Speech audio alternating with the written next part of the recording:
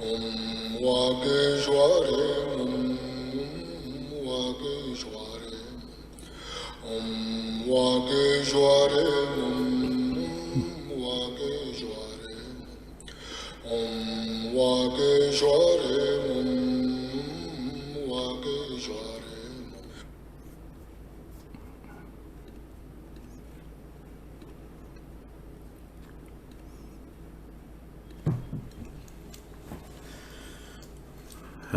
Very good morning and good evening to everyone. We will start as usual with the opening recitations.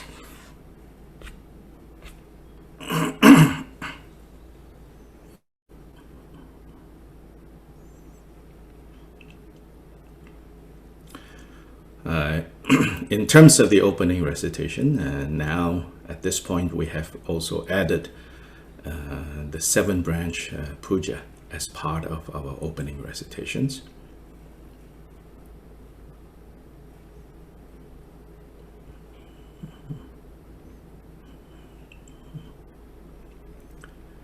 We briefly looked at the contents of these 7 branches or these 7 elements when we were in chapter 2 and 3 of Bodhicaryavatara.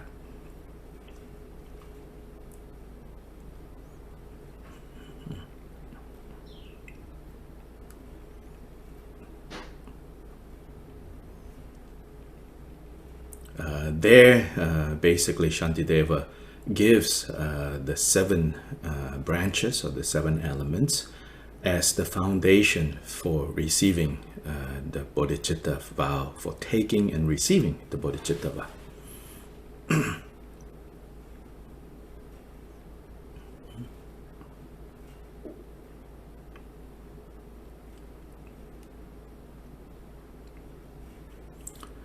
He did not outright identify in chapter 2 and 3 the 7 elements. He did not say, and now we need to do the 7 elements.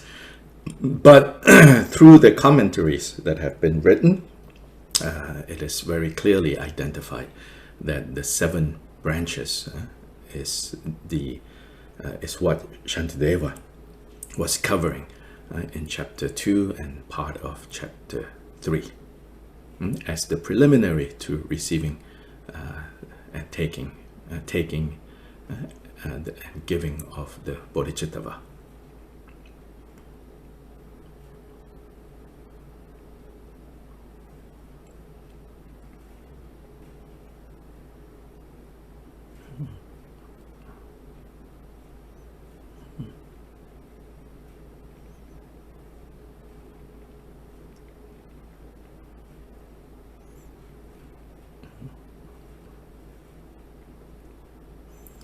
Although in saying that they are preliminaries, what we're saying is in the context of linear time, time is linear for us, now, then later, then later. In linear terms, they are preliminary in the sense that often you do that first, then you do something else later. So in the context of the taking and the giving of the bodhicitta vow, first you do the 7 branch and then you take the bodhicitta vow.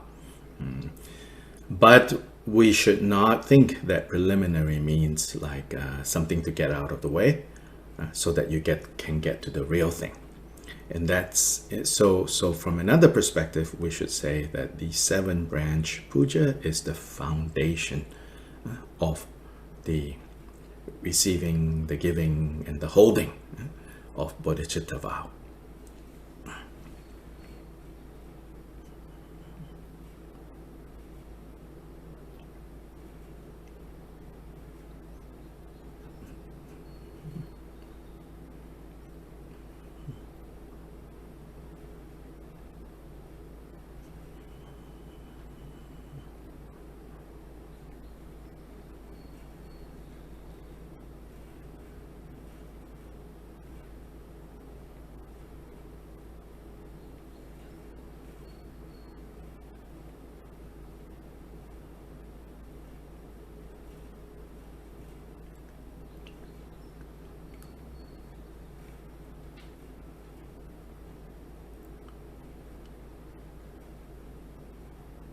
calling them the foundation means that you can never not have them.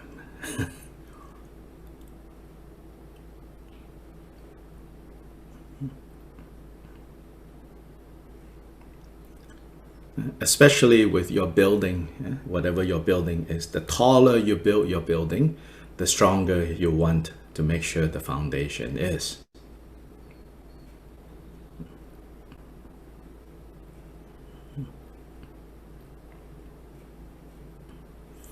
So if we ignore the foundation, then there are terrible consequences. So most recently, like in the United States, in Miami, the main city in the state of Florida, I'm sure some of you heard, part of a high-rise building collapsed, because the foundation has been compromised. Because the builders, when they built the foundation, there was a flaw with that foundation, and then people ignored the fact that the foundation is being compromised over the years, and the more you live in it, the more you build, so to say. People bring in things, people bring more stuff in, the foundation finally gave way and collapsed tragically. Many people died. So this is sort of an analogy here, and say that if we lose the foundation, then Bodhisattva cannot be maintained.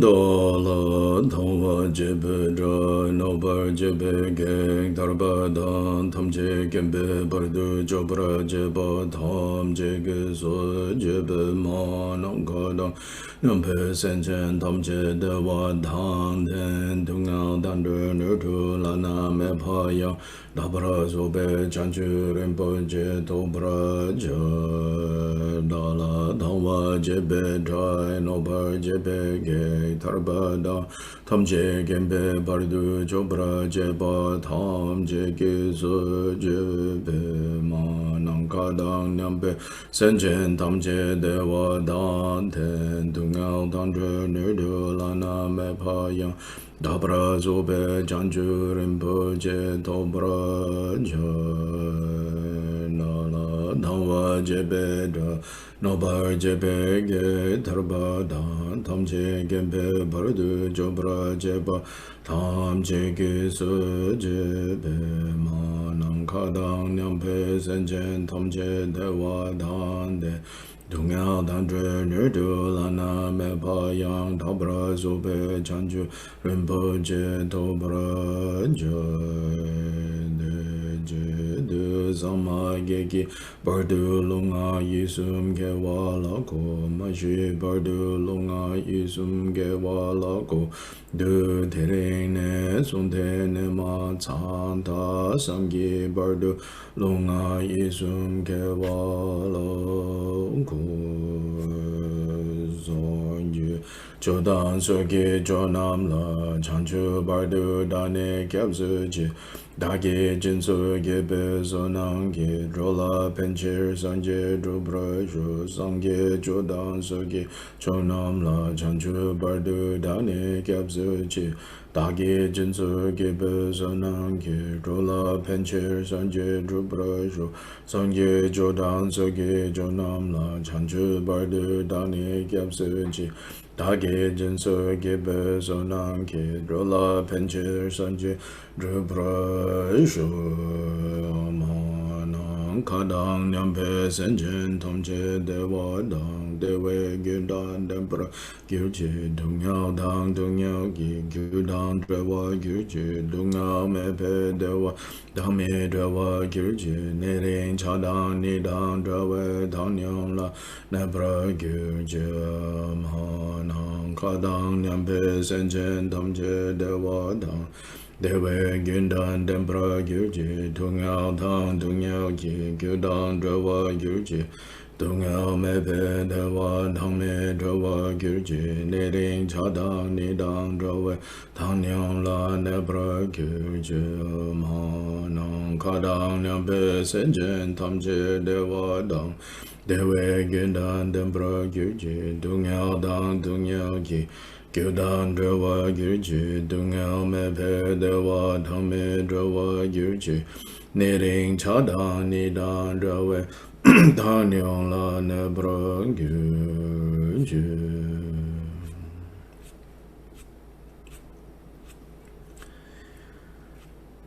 Now the seven branch puja in the different languages, in the different rooms.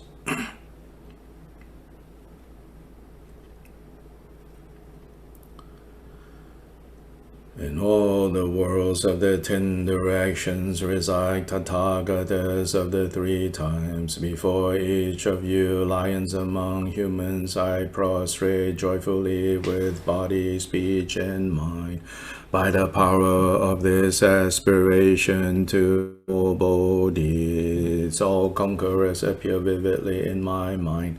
With as many bodies as there are atoms in all lands, I prostrate to all you conquerors. In each atom are Buddhas, numberless as atoms, all in the midst of the heirs of the Buddhas. Thus I conceive of this Dharma Dhatu as completely filled with you conquerors in this way, with infinite oceans of praise and oceans of diverse melodies. I sing the excellent qualities of all you conquerors and praise all of you gone to bliss with the best flowers and best garlands, best music, ointments and excellent parasols, finest lamps and superior incense. I offer to you conquerors with excellent garments and best fragrances and sandalwood powder heaped high as Mount Meru, all wondrous offerings perfectly arranged. I offer to you conquerors these vast and unequal offerings to each and every one of you conquerors.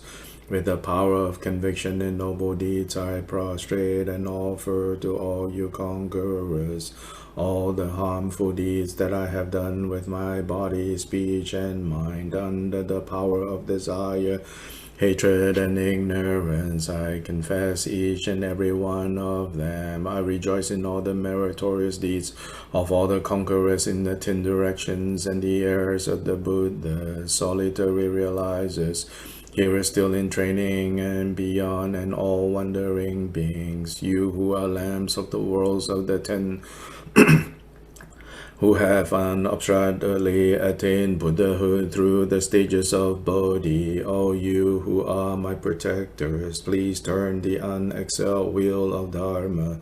With palms together I earnestly beseech you who may intend to manifest final nirvana. Please remain for as many eons as there are atoms in the world, for the happiness and well-being of all wandering beings. Whatever slight virtue that may have been gathered through prostrating, offering, confessing, rejoicing, requesting, and beseeching, I now dedicate to complete Bodhi.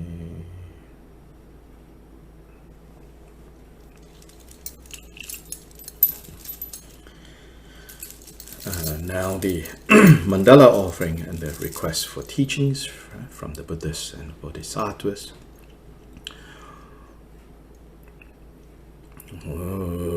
So je pogi jushi meto tam rira lenshin inde gempa de sanje shintu mekte bolwa ye drogo namda shinla gyawar shu gusu yonso lame tso namla chinang sangsum deshin neki ju dalu longju nangsi yonshe la lame chugi ngurdu tse du su jase wadang chujing shabada Jeze yirang kushing sowa ye gewa chungse dagi chisakpa tamche sobe jangchu jirngo om guru deva dhakini rena mendala prade jaso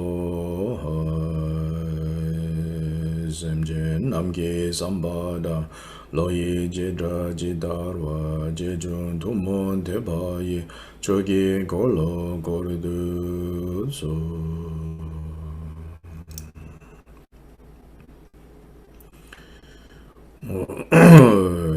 Ndurje jaman tele naro dama mida boba duji dungun kadin sunden sawe la mesha sajula ma yidam chokyang la soba de so da ji lo gebrenge do me samlenge drape ton son la yang la kya zo me kya wa do jin chang pa ji dungun ba sha la du ta to sang kyo kyo le me ji chi lo shi tu ji nengi me ba sa ne kyang sin do de do pra ji lo Hong Jin Ye Jin the Johnson Pama Gesa Dumbo La Yasen Joking or Dumya Pama Junation Should go to Kandoma Bungo, Gages and Hard, Gajan Jello Cheshes, Guru Pama said, Hong Joking again put on in the sense of Jagun on 1 year and Saint Jogun to Tonsepa.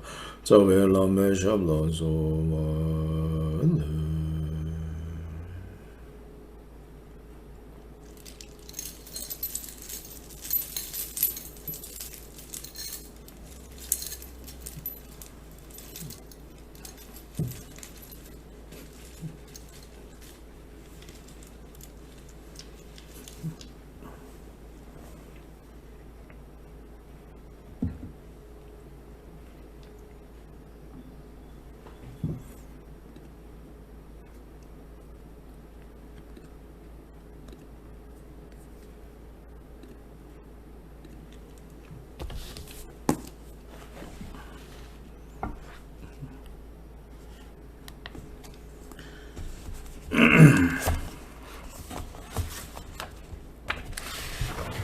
So we have finished basically 4 of the 5 chapters of Bodhicaryavatara. As I said, Saturday, it's a very busy day for all kinds of Zoom Dharma programs that are available. Certainly, there are teachers who are teaching who are way more qualified than I am in various ways, teaching on Saturday. Then now even Tuesday is becoming busy as well. So this is one of the advantages of Zoom. And I really do feel that it will be very beneficial if you are inspired to learn and take to heart more and more of these teachings. Then, at the risk of sounding, or maybe suspiciously sounding, that I'm trying to keep people here, but nonetheless, I should say, please remain focused. Whatever it is that you choose to do, if you don't remain focused, doesn't matter. It's as they say, if you try to dig 20 wells at the same time, probably in one lifetime, it's not very useful. You are never going to get water. based on the idea that you will, die from thirst before you are going to get any water. So dig one well, dig it deep, don't get distracted. Now, then, also to say, this series is well documented on YouTube. So perfectly fine if you say, right now I decide that I need to dig a different well more diligently. Then you can dig that well, but then stay there, dig the well well. And then to supplement that digging of that well, you can always go to YouTube and look for the recording for this series.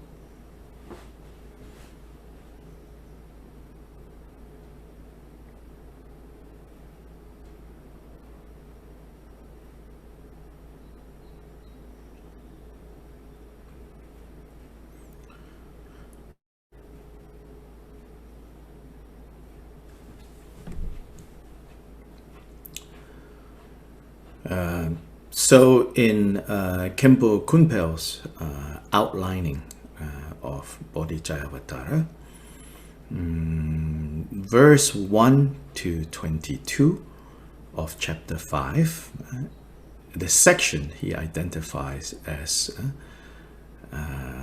focus on the need to guard the mind so that we will be able to implement the teachings.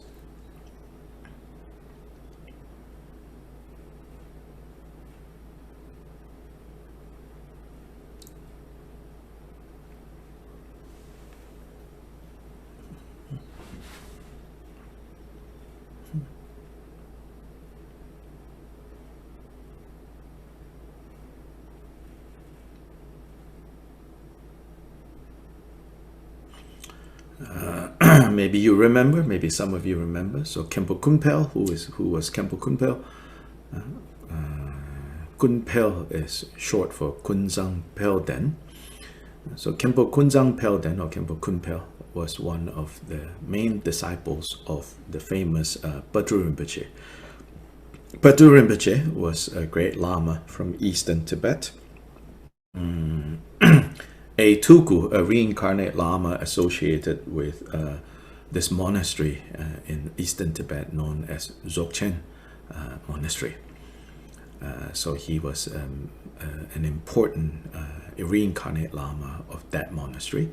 But more importantly is that he famously popularized the study of Bodhicaryavatara all over Tibet, so that Bodhicaryavatara wasn't just limited to the scholastic experts in the monasteries, which is not barely everyone in the monastery, like maybe 10% of the monastery are the scholastic elites of the monastery.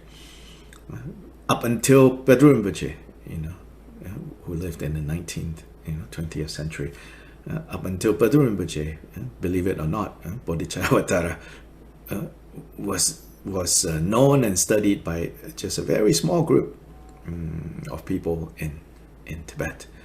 But Pedro Rinpoche took it out of the academy, so to say, took it out of these ivory towers, we say, all these like elite places, and went everywhere teaching Bodhicaryavatara, monastic, monks, nuns, lay people, laymen, lay women, everywhere he went, he taught Bodhicaryavatara.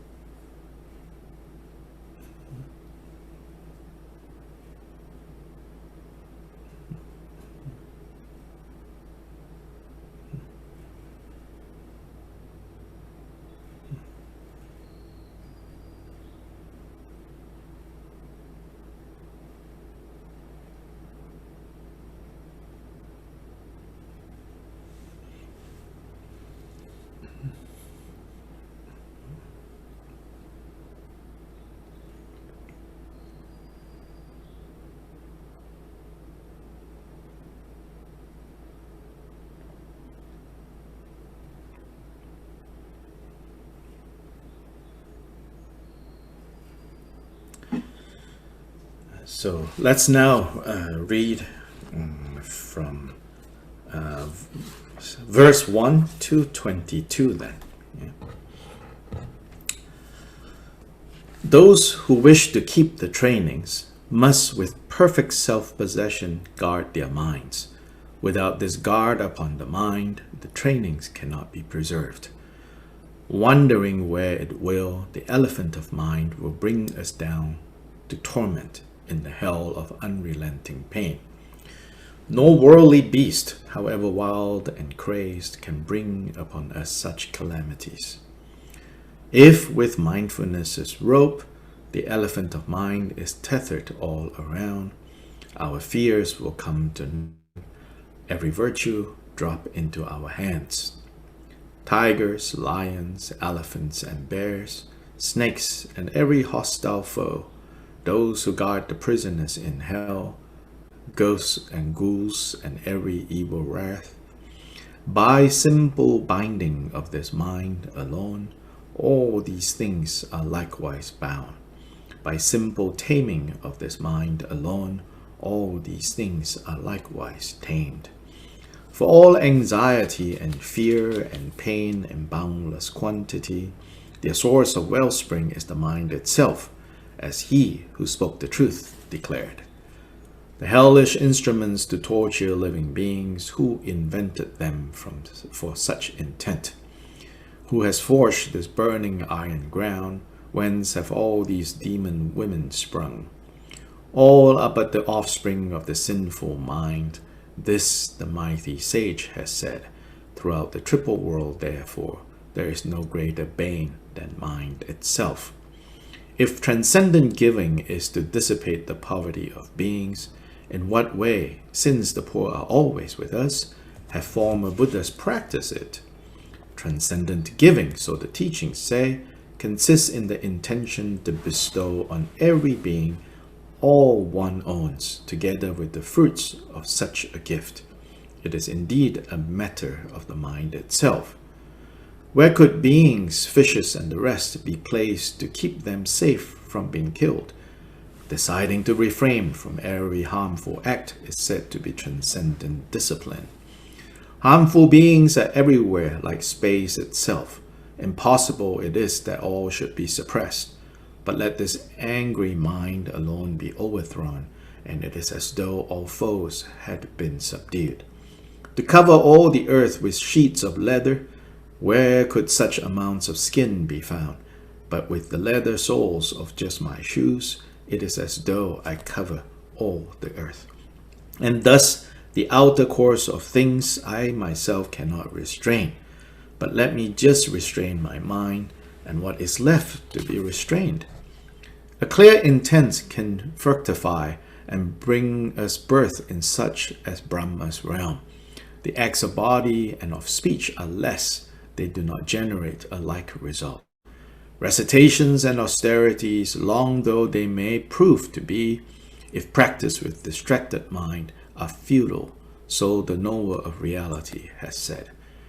All those who fail to understand the secret of the mind, the greatest of all things, although they wish for joy and sorrow's end, will wander to no purpose, uselessly. Therefore, I will take in hand and well protect this mind of mine. What use to me are many disciplines if I can't guard and discipline my mind? When in wild, unruly crowds, I'm careful and attentive of my wounds. Likewise, when in evil company, this wound, my mind, I'll constantly protect. For if I carefully protect my wounds because I fear the pain of minor injuries, why should I not protect the wound that is my mind, for fear of being crushed beneath the cliffs of hell? If this is how I act and live, then even in the midst of evil folk, and even with fair women, all is well. My steady keeping of the vows will not decline. My property, my honor, all can freely go.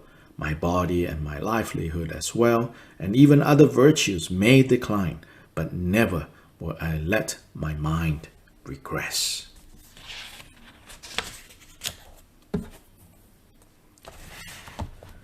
So these, again, these 22 verses concern the opening kind of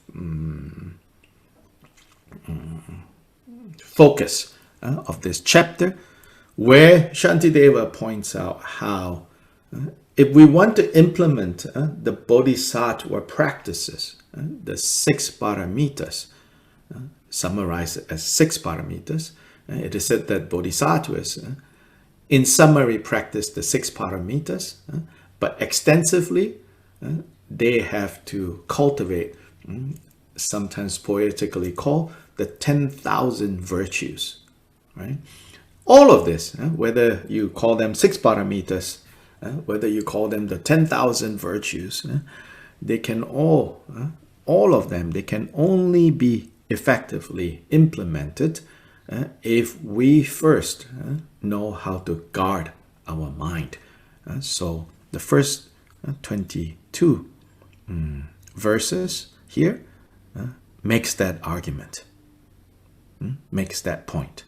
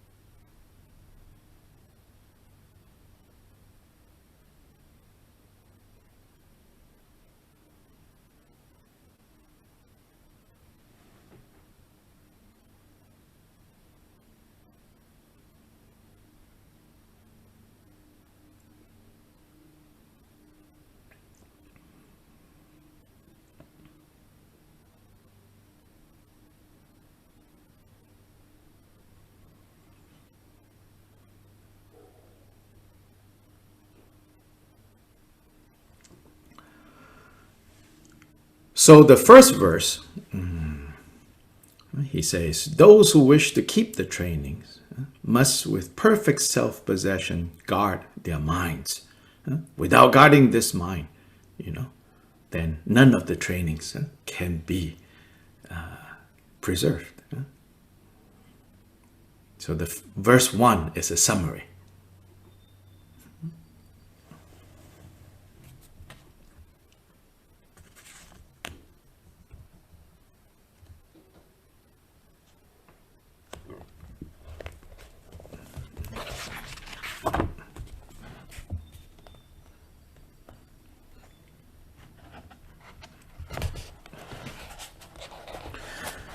So with regards to guard, right, this mind, first of all, we need to then know to guard the mind against what, right? So when we say, oh, we need to protect the animals from predators, for those who will harm them. Then of course, when somebody says that, you say, okay, who are the predators? Are the rabbits the predators? Like I have some chickens I keep, for laying eggs. And so if you say you want to guard the chickens against what? Against rabbits? Against squirrels? No, not against rabbits and squirrels. So you need to know to guard against what? So likewise, when we say we need to guard the mind against what? Against the afflictive emotions.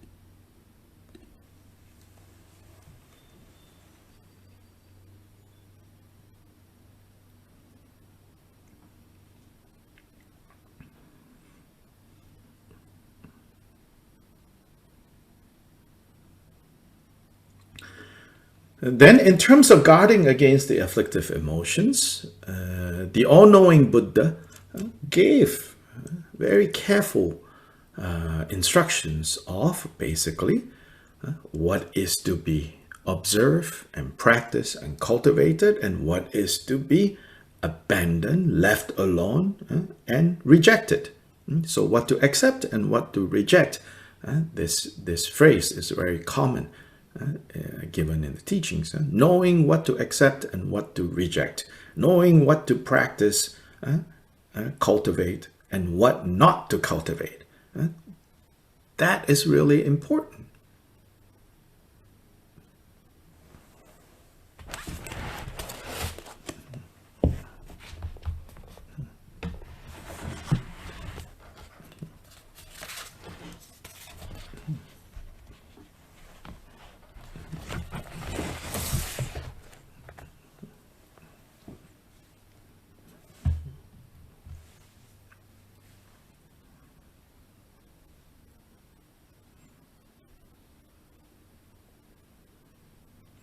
So that comes from learning. So we have to learn from reliable teachers and sources.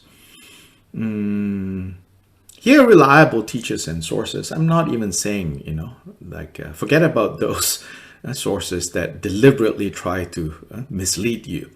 So I'm not even emphasizing that, Here I'm just saying reliable teachers and sources, as in you need to know and investigate that they know what they're saying, and what they're saying is based on a clear understanding of the Buddha's teachings.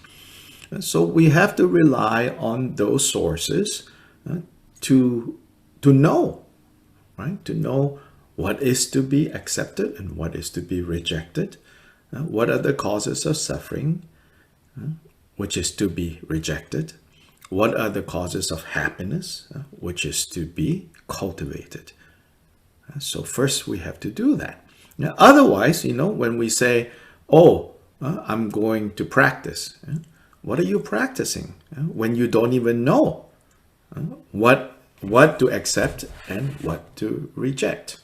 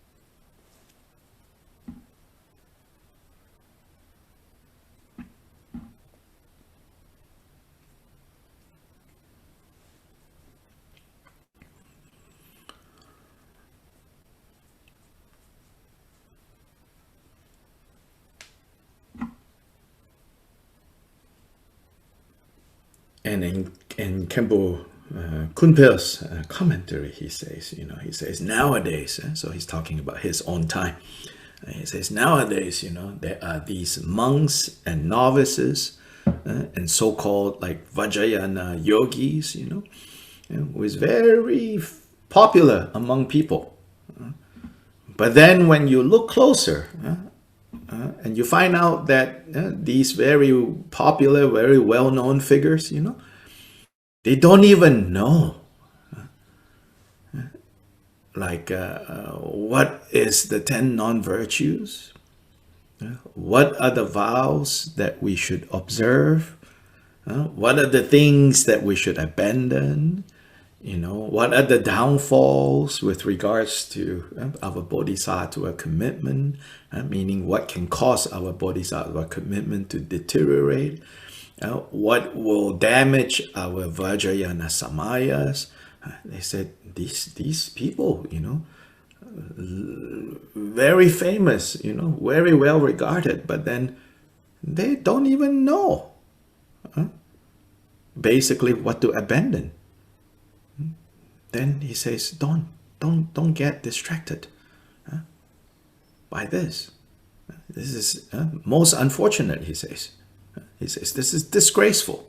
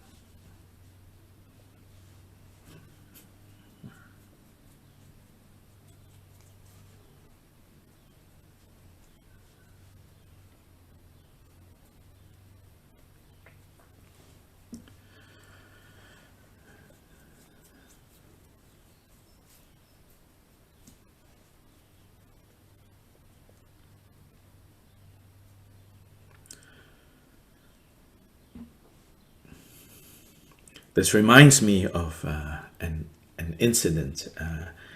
A good friend from graduate school many years ago told me what he witnessed.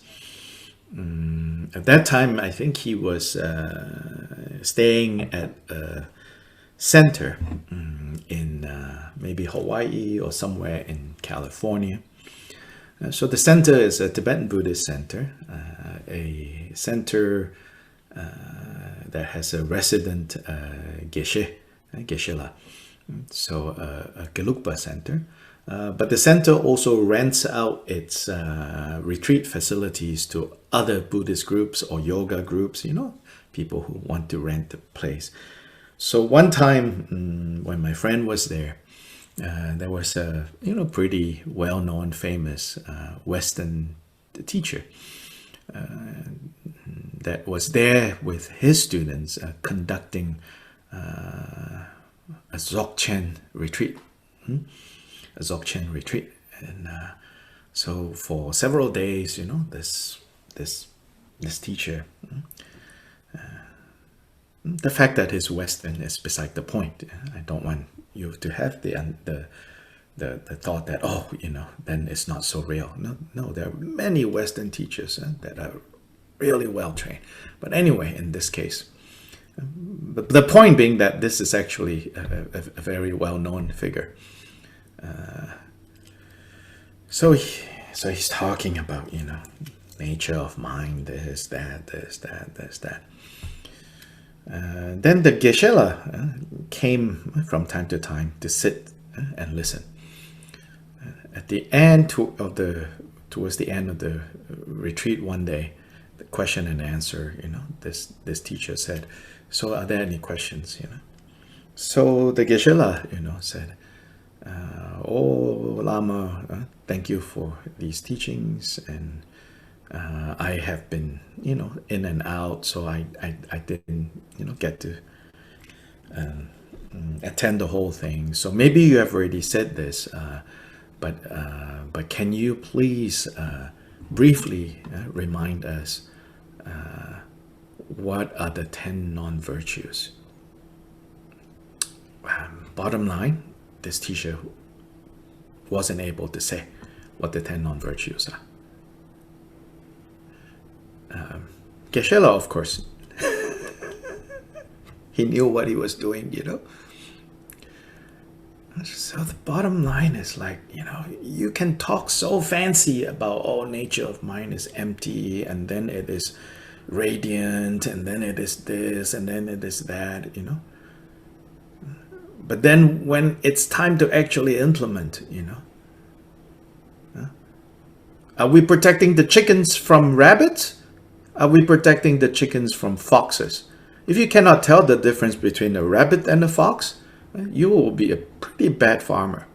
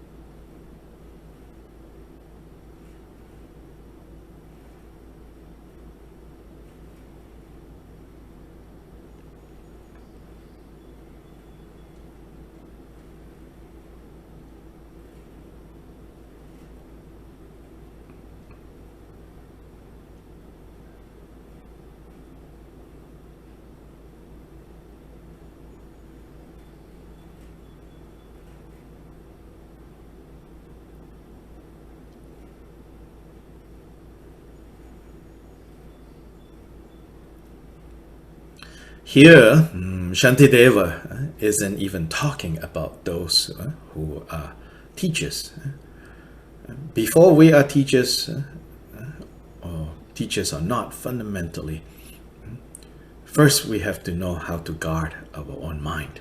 And so here he says, you know, in the job of guarding your own mind, you need to know what you are guarding the mind against, and also what you are wanting the mind to learn, to cultivate. So knowing what to accept and knowing what to reject, that is the first step.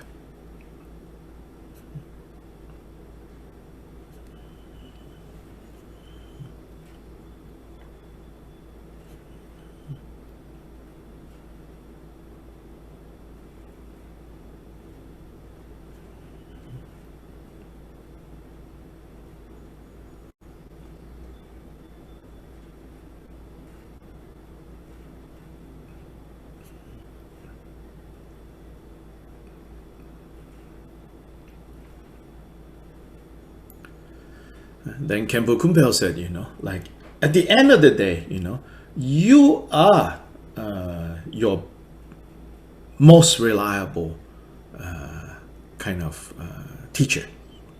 Why? Because you are constantly with you. One would hope, right? You are constantly with you. Secondly, if you are determined to let your own mind be your guide, be your teacher, of course, with support of other people, not arrogantly, I'm going to be my own, but here it's talking about take responsibility. He says, if you're determined that your own mind now you are going to hire, you're going to pay to be your preceptor, your guru, right? Then when you see yourself acting in ways that are productive of suffering, when you see yourself acting unskillfully, Khenpo Kumpel says, you won't get so annoyed, if you are pointing to yourself and say, hey, don't do that. As opposed to if you hire someone to stand around to watch you and say, hey, don't do that, don't do that, don't do that. It says, with those, you will get annoyed with them before long. Even if you paid them, before long you'll get annoyed with them because nobody likes to be told wrong, wrong, wrong, wrong, wrong. But if nothing is pointing out that this is unskillful, then we'll continue in samsara.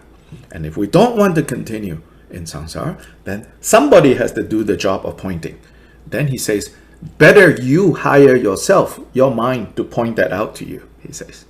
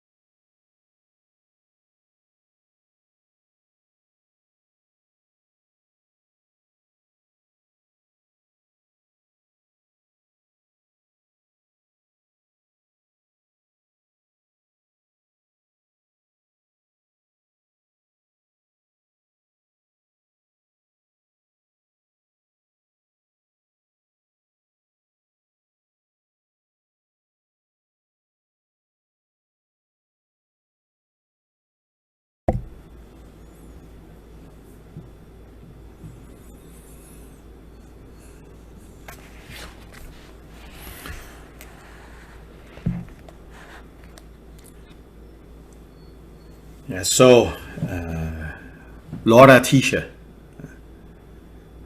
he says, Atisha gave a very pithy, short, helpful summary. He says, in terms of training yourself, he says, when you are with other people, he says, guard your mouth. And when you are alone, he says, guard your mind.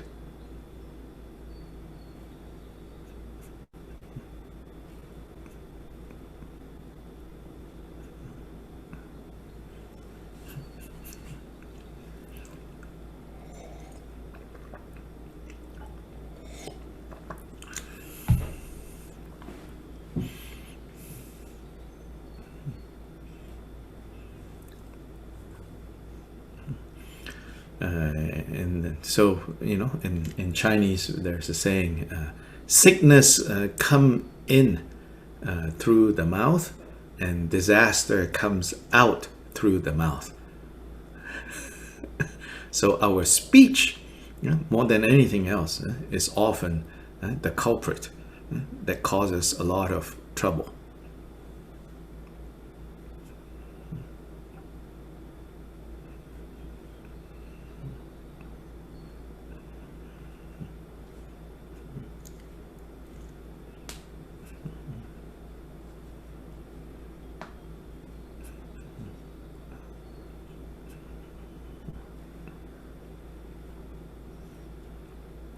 Now social media gives us like infinite opportunities to create even more disasters through speech.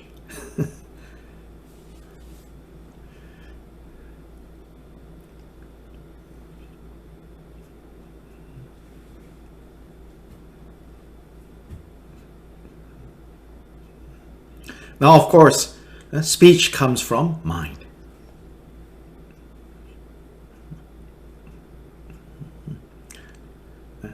Then all actions are also the result of mind.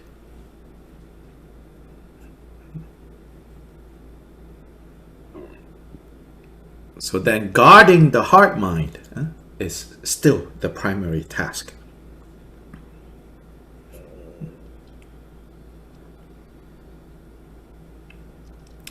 So then from verse 2 to 8, Shantideva will focus on showing us how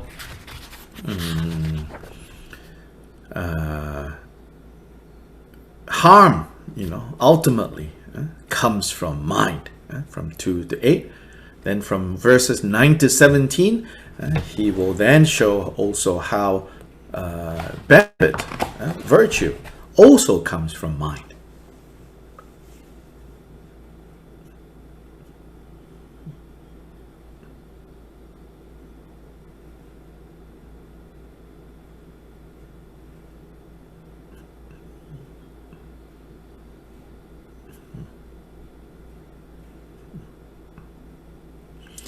So verse 2, he compares the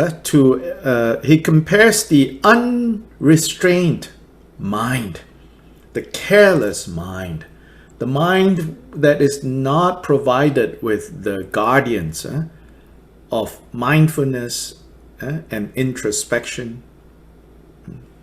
He says that mind, is worse than a drunken elephant in terms of the damage that it can cause.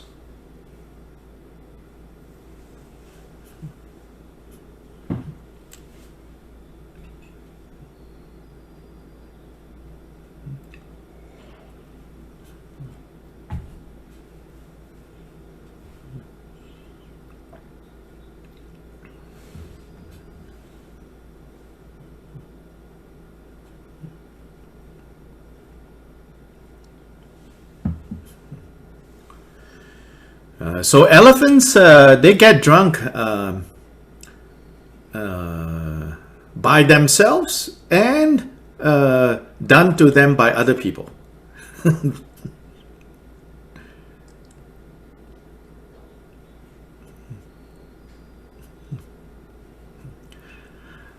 By themselves is when the elephants find, like fermented fruit, and they eat a lot of it. Then they get drunk. Then when they are drunk, they can like level a village in a matter of minutes. So living in India, there are villages that have experienced the catastrophe of a herd of elephants who have gotten drunk, eating like fermented like cane, fermented fruits, then basically rampaging through a village and leveling it. So that's naturally how elephants can become drunk. The artificially or with the help of others is that in ancient India, not now anymore, the military. The elephants is part of a military arsenal. It's like tanks. So they will deliberately feed elephants alcohol during battle to cause more damage. So that's the other way. So either way, Shantideva says, an unrestrained mind, heart mind, can cause more damage than drunken elephants. So he says, no beast, however wild and crazed, can throw you down to the hell realms and even down to the unrelenting hell. But an unrestrained mind and heart, just in one moment, can lead to us creating the kind of negative karma that will throw us down to Avicii hell.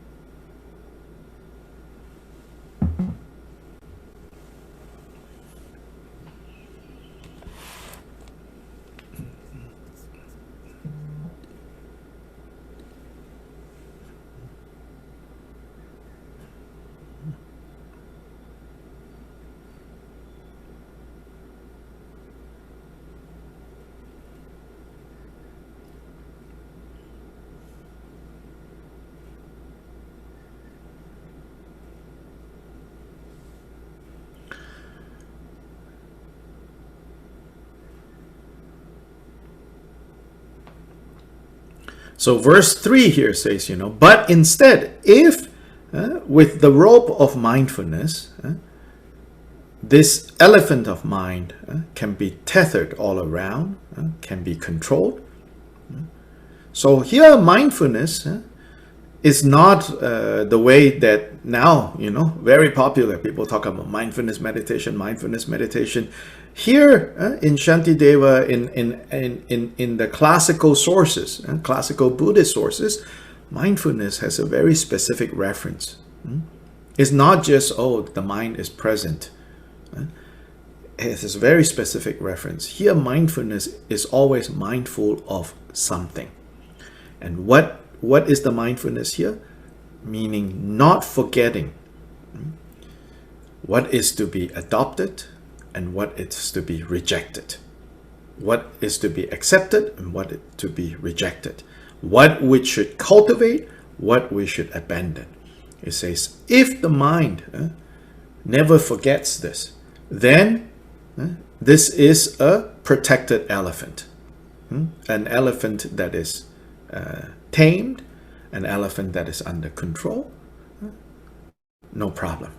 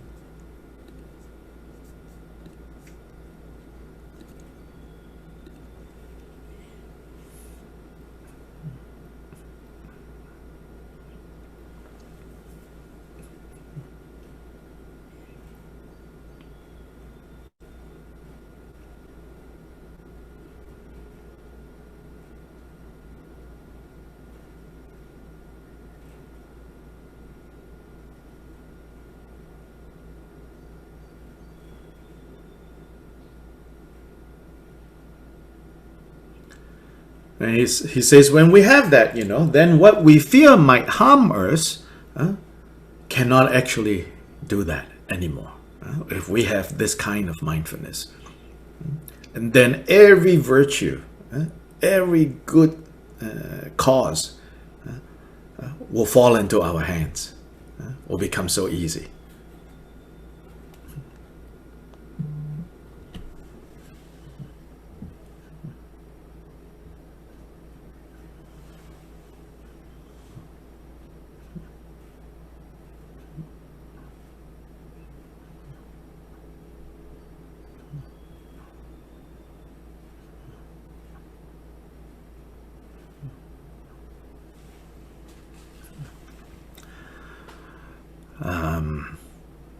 So here, right, this kind of training is really important to also understand.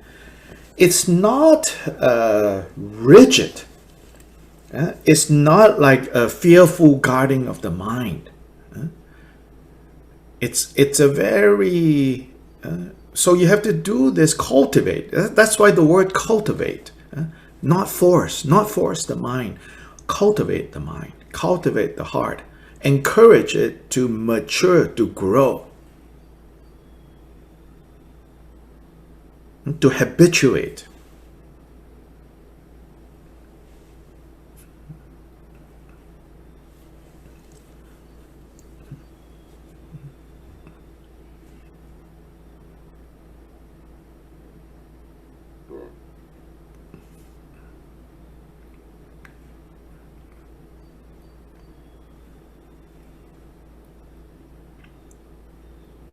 Like working with a child, underlying principle of working with a child is love and concern for the welfare of the child.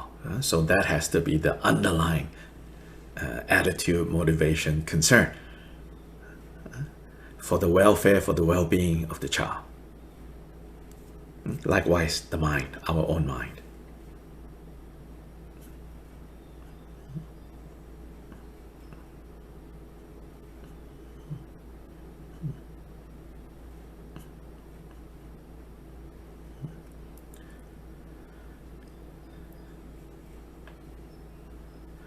Then when to be stern, when to be lenient, when to be flexible, when to be inflexible. All those have to be skillfully recruited. Then, as most parents, will tell you, at first we don't know what we're doing. Likewise, I think with our mind, at first we don't know what we're doing. But if we are guided by the principle of caring about the well-being of the child, right? If we refine that, and the caring for the well-being of the child, of course, can easily be mixed up with my expectation as a parent, what I think other parents will judge me by. It's very complicated too.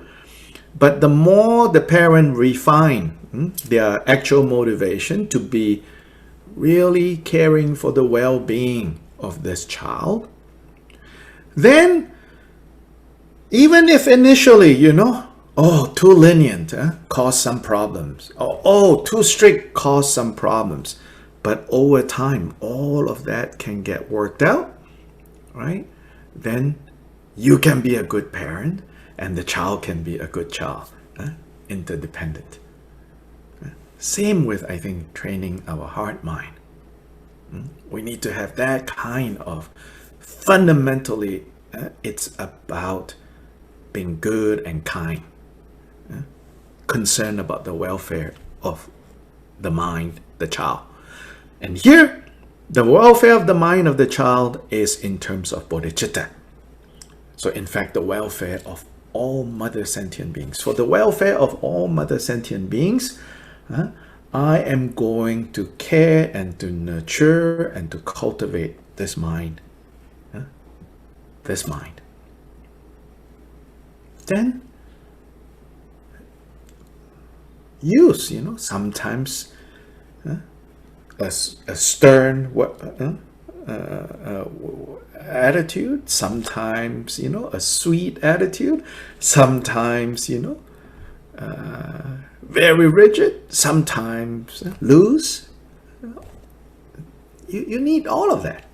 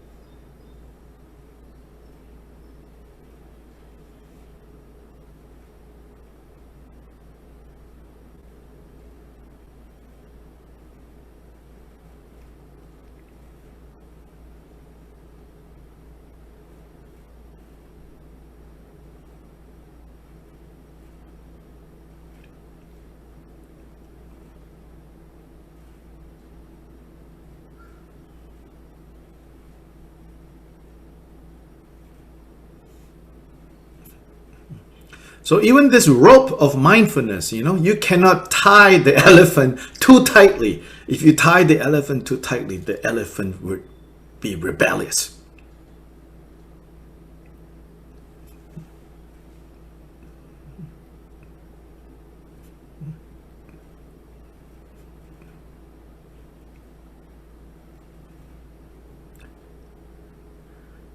With like any animal trainers, we know, those animal trainers who have a real loving relationship with the animals that they're training, then it's a very symbiotic relationship. But this doesn't mean, like the animal trainer doesn't make clear to the animal who is in control. Same with our mind, as they say, like animals, they are social animals. The animals are social. So in that sense, leadership needs to be clear. Hierarchy needs to be clear. I just introduced 2 new chickens to my 2 other chickens. So those 2 other chickens are teaching them, who is boss here. For a while, it's a little bit hard to watch because those 2 others are, bullying these 2 new ones. Although they are all the same size. Actually, no. One of the old ones is the smallest in size. She is the most bossy. She's like packing these other 2. So I'm like busily spending a lot of time out there with a stick, pointing at the little one when she gets too much, packing the new ones. And she sees me lift the stick, then she backs away, So anyway, this hierarchy, so to say, has to be established eventually. I've been reading a lot, online about, how to socialize the chickens, so that they don't kill each other, because they will. I have before where, a chicken was killed, and that's my fault in a way. Not really paying attention, because it's their nature that they need to establish this hierarchy. So many lessons we can learn, with our own mind. The hierarchy needs to be established, which is that your commitment to bodhicitta needs to be boss. You need to tell your mind, the boss now is this commitment to bodhicitta. So even if some days I'm harsh with you, it's because I ultimately care about you. So you have to talk to your mind like this.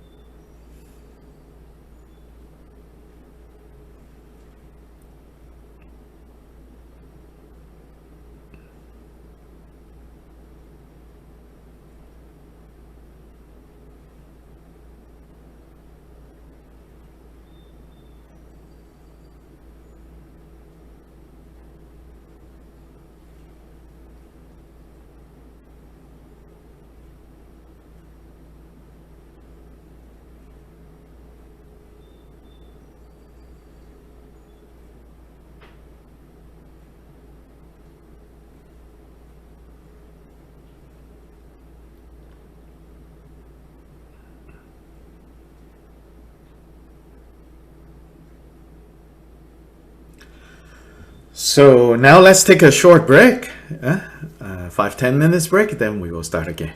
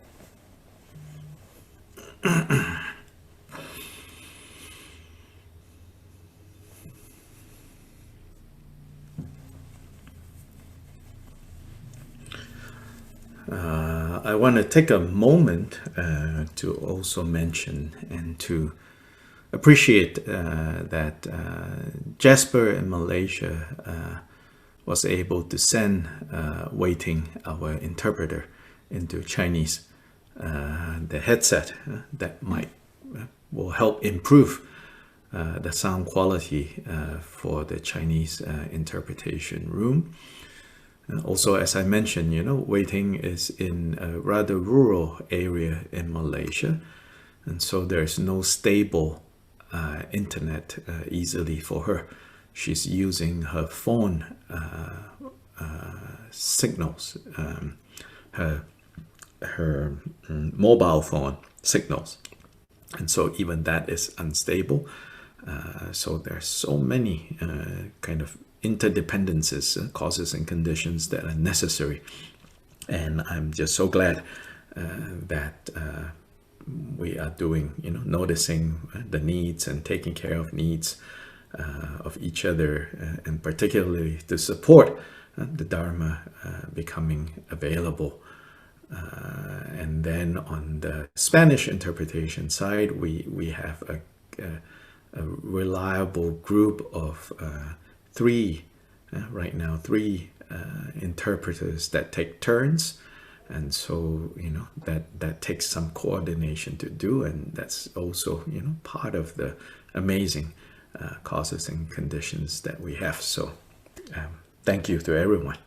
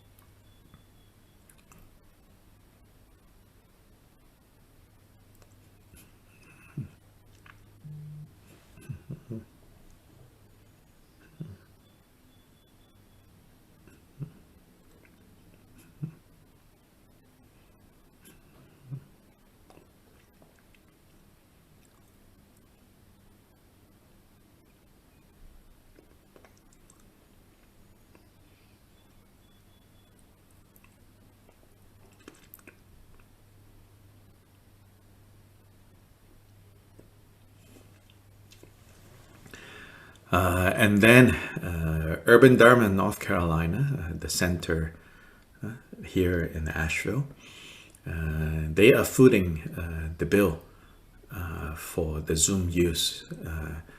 Zoom is very sneaky.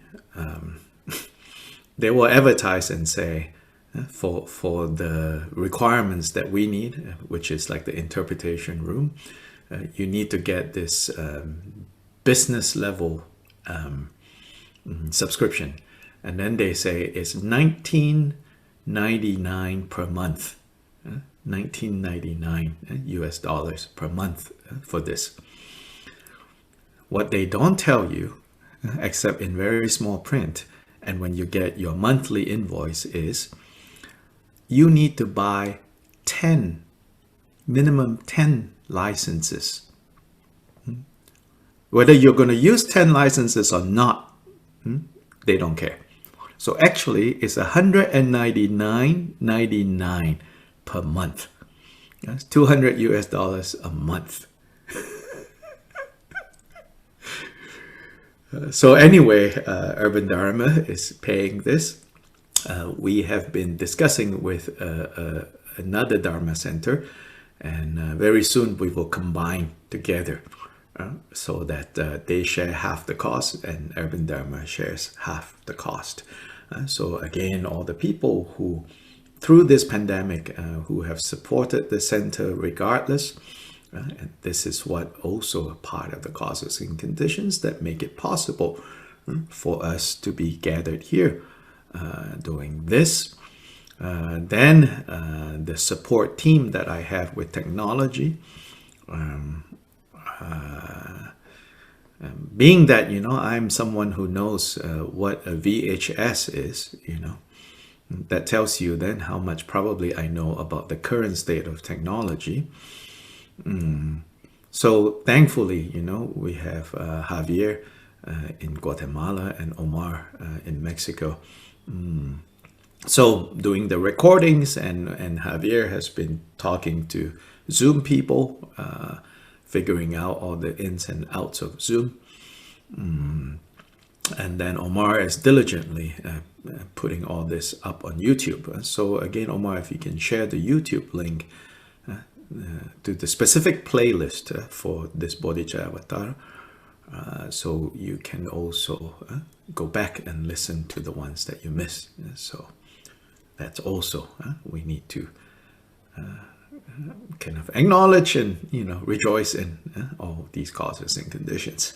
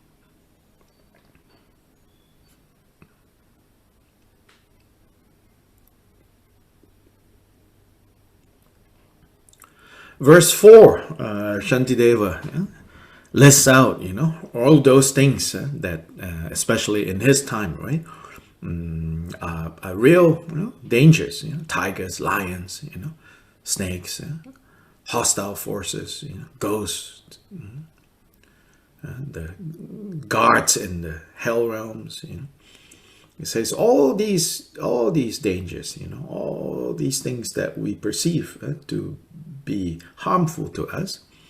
He says then on verse 5, he says, by simple binding of this mind alone, then all those dangers will also be under control.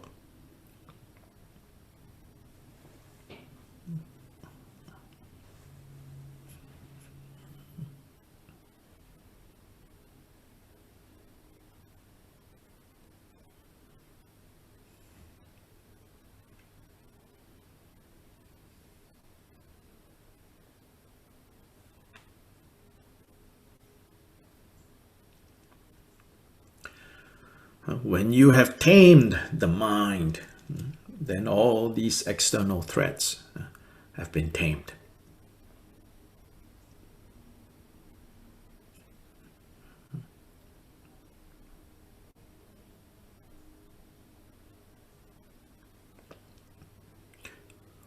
Verse 6, for all anxiety and fear and pain in boundless quantity, their source and wellspring is the mind itself. As he who spoke the truth declared. He who spoke the truth, Buddha. So the Buddha has said, all fear, all anxieties, their source is the mind itself. So the opening verses of the Dhammapada makes this so clear. My two favorite passages from the Dhammapada is the opening passage that sets very clearly, like mind is the one, the heart mind determines happiness and suffering.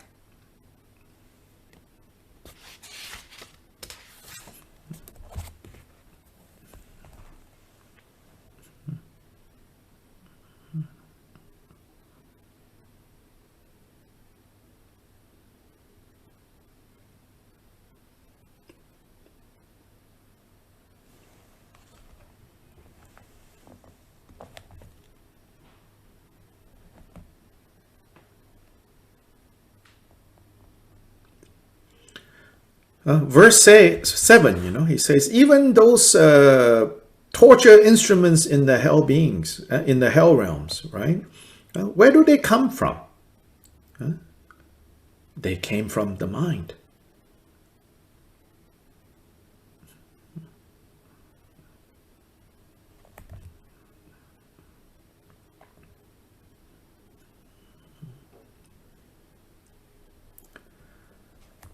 The hells are described in Buddhist sources as having grounds that consist of basically, you could say, lava, burning.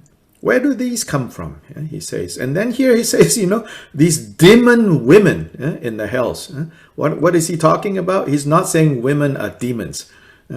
What he's referring to is like, you know, in the descriptions of the hell realms, it says that when you are born in the hell realm, because you have, like, say, excessive lust, then you will see these women in the hell realms that look very attractive. They're calling you to them, and you rush to them and you try to embrace them.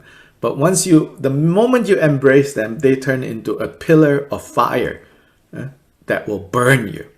Now, obviously, this description was given and recorded for men and by men. So it's basically saying, you know, whatever your objects of lust and desire that you find to be so desirable, they turn into fires that will burn you. So here is saying, you know, now even those things that you in the past have labeled as pleasurable will turn against you when you are experiencing the hell realms. So we have these little versions of hell realms even with this human body walking around on earth.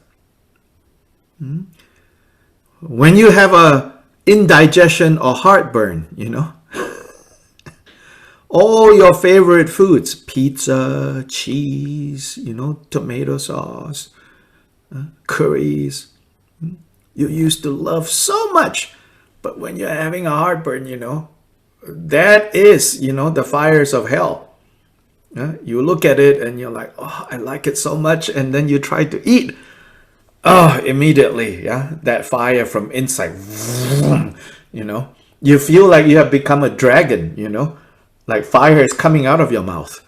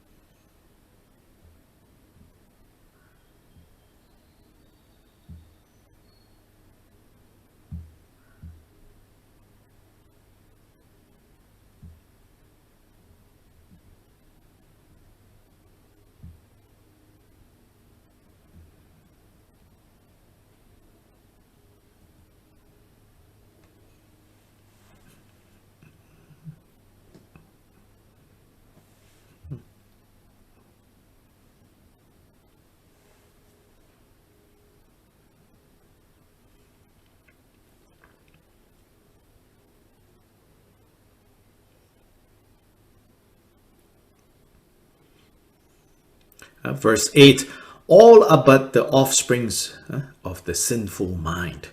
This the mighty sage has said throughout the triple world. The triple world is referring to the samsara. Samsara is said to that you can also divide it into three general areas. What is known as the the world of the senses, which is the world that we are in. Then there is the world of forms, but here forms are referring to like subtle or pure forms. So these are in some of the divine Deva realms, where the Brahma gods is said to reside. Then above that is the formless realm. And that realm, the existence is so subtle, the minds are so refined that there isn't even a subtle form. So they are called the formless realm. So here it says, throughout the triple world, therefore, there is no greater bane, no greater troublemaker than the mind. So here, of course, is talking about what kind of mind? The mind that is untrained, the mind that is unrestrained, the mind that is under the power of afflictive emotions. So when the mind is unrestrained, when the mind is not skilled, then it's the source of suffering. So these 8 verses, or rather from verse 2 to 8, Shantideva will point out how all harm comes from the mind. But of course he doesn't stop here, because from 9 to 17, then he switches his approach. There he says, as well, all virtue, all goodness also comes from mind, which is the next section.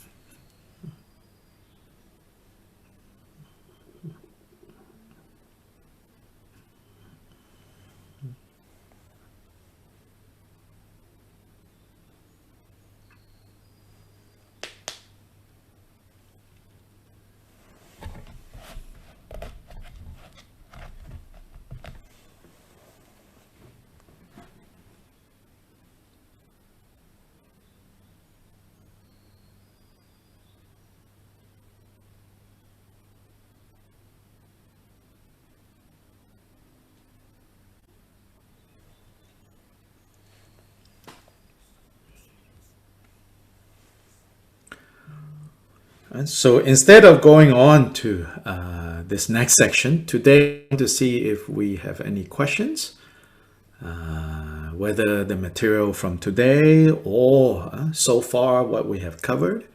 It's been a while since we have an opportunity to have some discussion, to take some questions.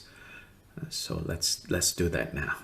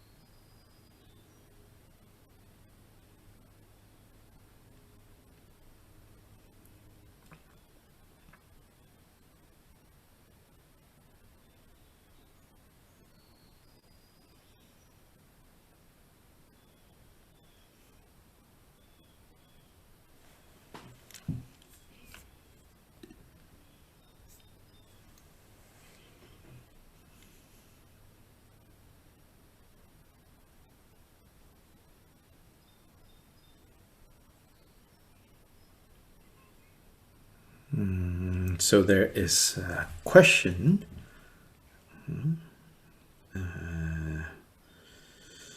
in the chat.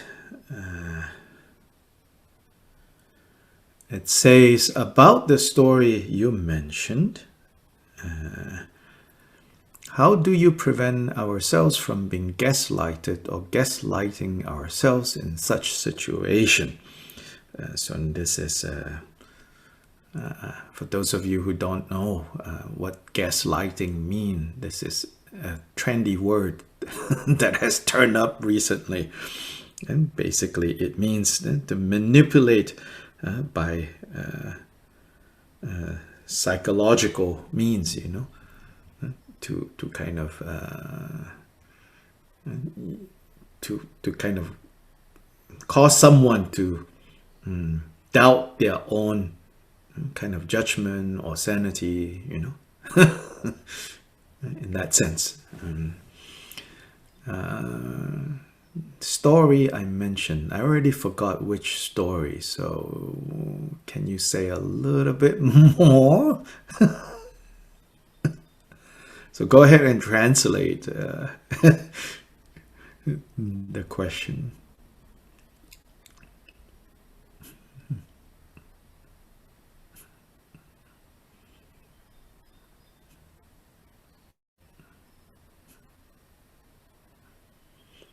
Oh, the prominent teacher talking on and on about Dzogchen, but doesn't know what the 10 non-virtues are.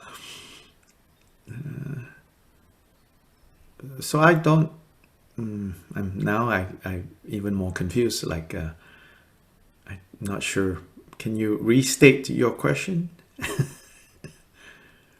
Yeah, in those kind of situations, you know, in that case, people might start saying, "Oh, he's a geshe. He has a lot of book knowledge, or he's too conceptual and dualistic, and kind of like that." Oh, that's just Sometimes, it's all a motivation, you know. And in the end, you can't care too much what other people say. sometimes it happens to me too, because I'm like, am I being too conceptual, or is it plain unacceptable by our standards? It all depends. There's a time and place. I think, you know, yeah, I don't know. I think these days, you know, the world has become very complicated. Like, oh, that's appropriating this culture, that's gaslighting that, and we get so lost in words and concepts. Itself, that has become. So I think maybe I'm not answering the question, but I will say, when it comes to Dharma, primarily we apply it to ourselves. Then, among people who we have good rapport, mutual respect, people want to hear what we think about this or that, then we share the Dharma. Otherwise, we don't. I have a lot of, not a lot, maybe. I like to think I have a lot, but come to think of it, maybe not. I have friends, you know, especially in this town, and people who don't know exactly what I do or how, you know. And to them, they never hear a single word of Dharma from me. I don't talk to people about Dharma,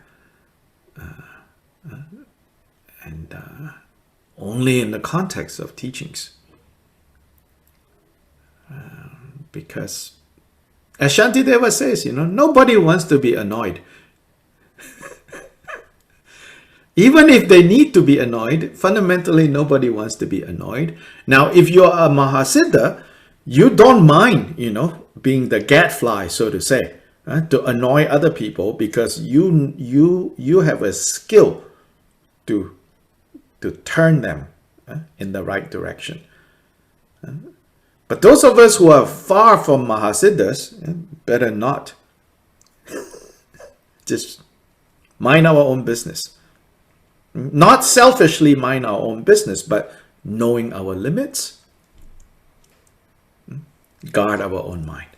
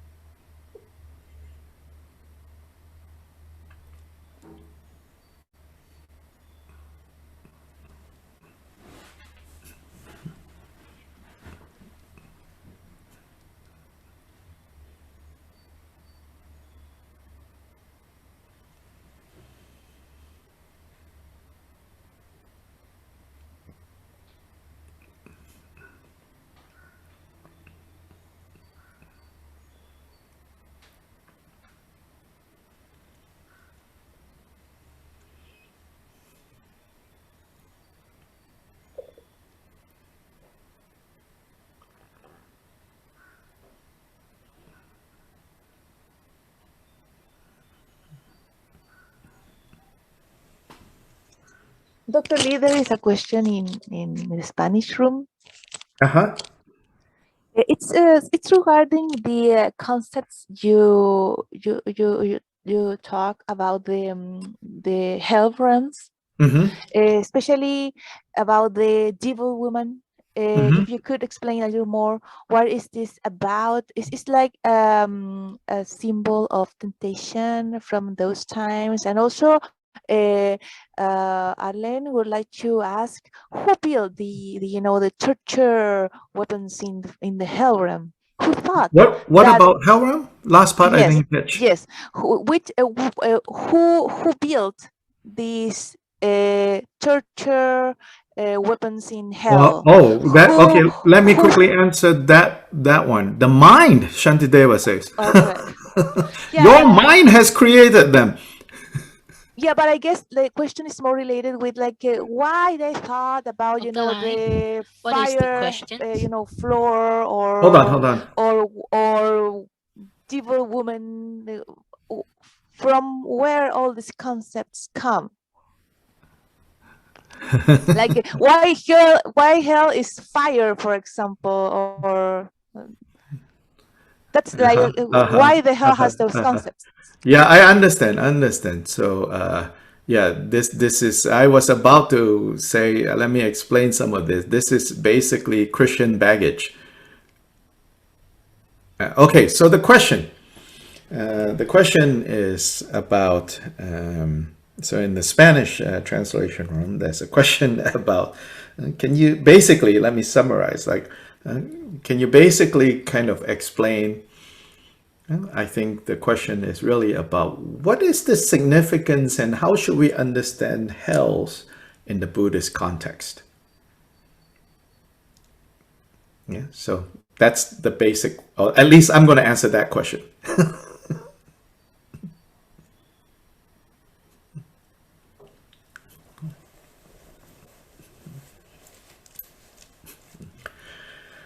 In most other religions, and therefore in the popular imagination or understanding, hell realms are there because some powerful being, whether you call it God or you call it the universe or whatever it is, has put hell realm into place or created hell in order to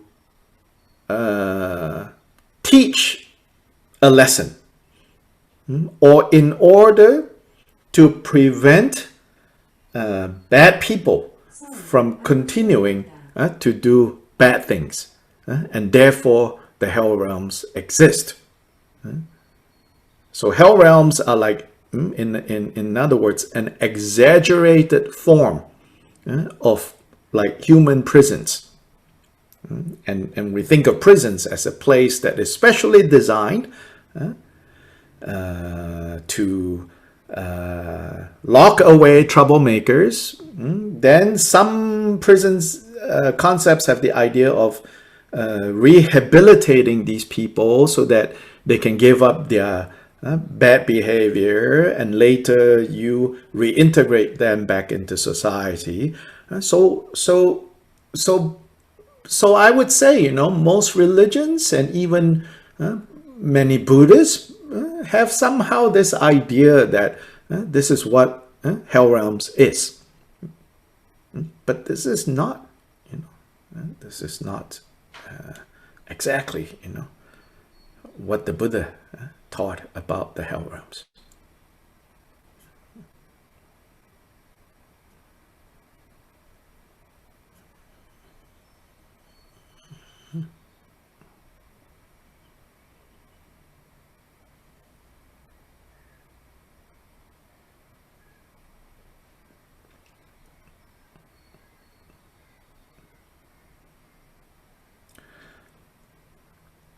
While this is being translated, I want to speak to those who are listening to this in the English translation, who are listening to me in English.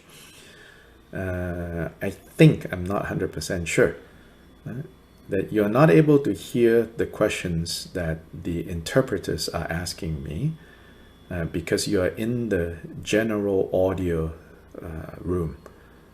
So the audio channels are divided into the general one, which is the default. And then you can also switch to English, Spanish, and Chinese. So if by default you will be in the general room, and in the general room, I believe you cannot hear the interpreters asking me questions. But if you click to go into the English audio channel, then you can hear, I believe. I don't know.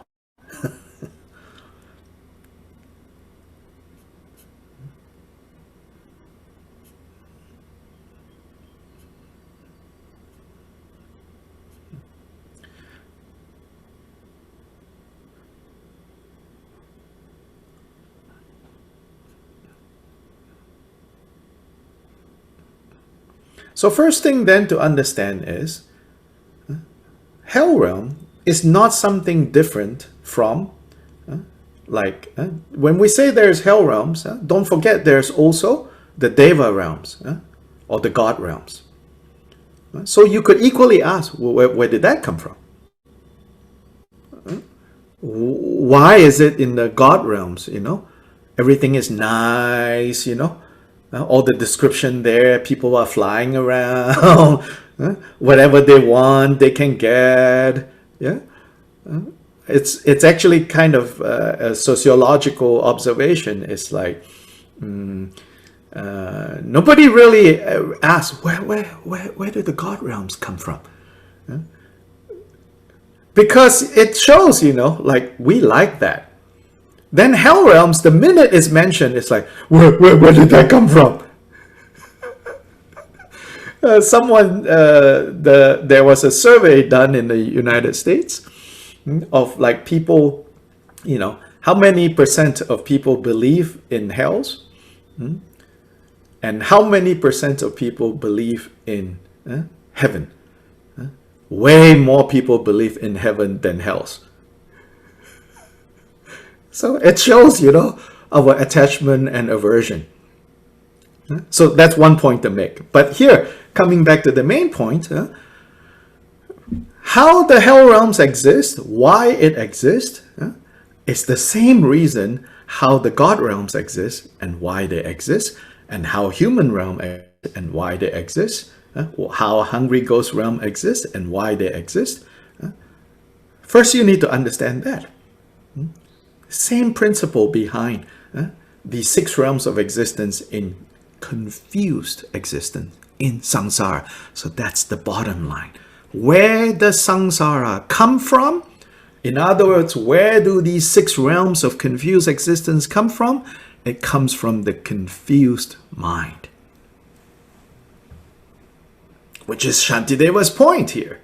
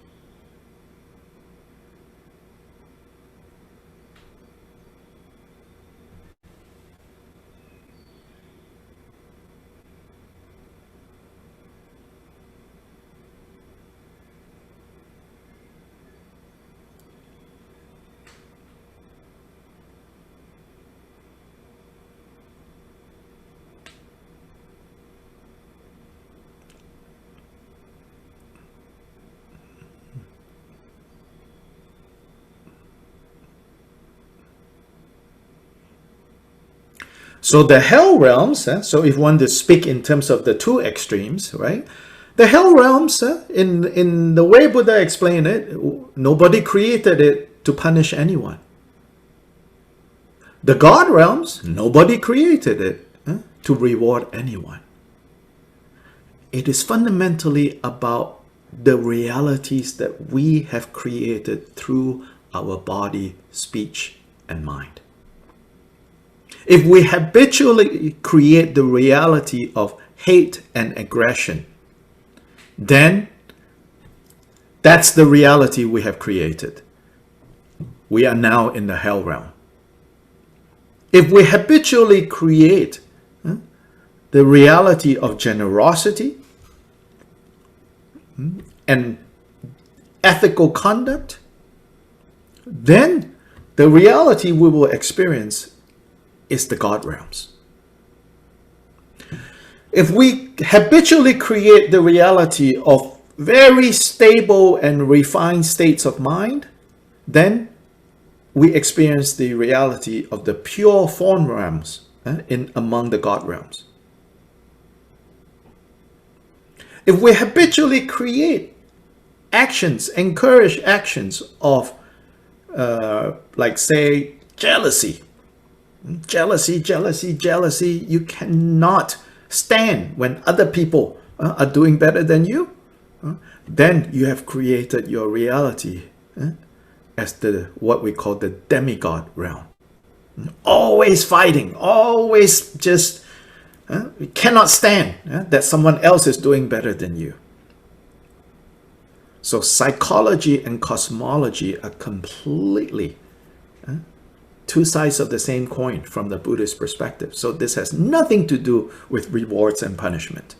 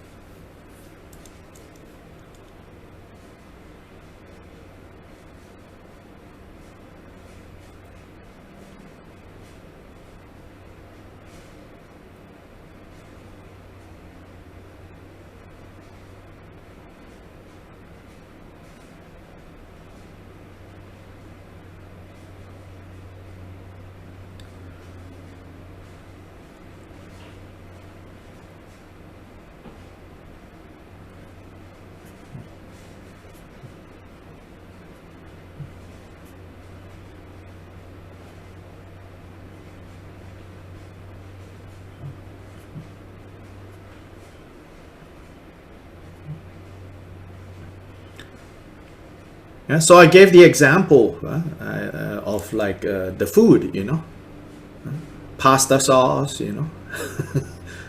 tomatoes, spices, right? It's the same pasta sauce that when you don't have a heartburn, is so delicious. When you have indigestion, you see it as torture. It might as well be a bowl of burning hot lava. But sometimes even burning hot lava, you are so attached to pasta, that even when you have heartburn, you say, maybe I will steal a little bit. I want to have a little bit. Then you take it, and then whole night, it's like, hell realm inside your stomach. Where did that come from? Did someone punish you? No. That is the reality that you have created for yourself.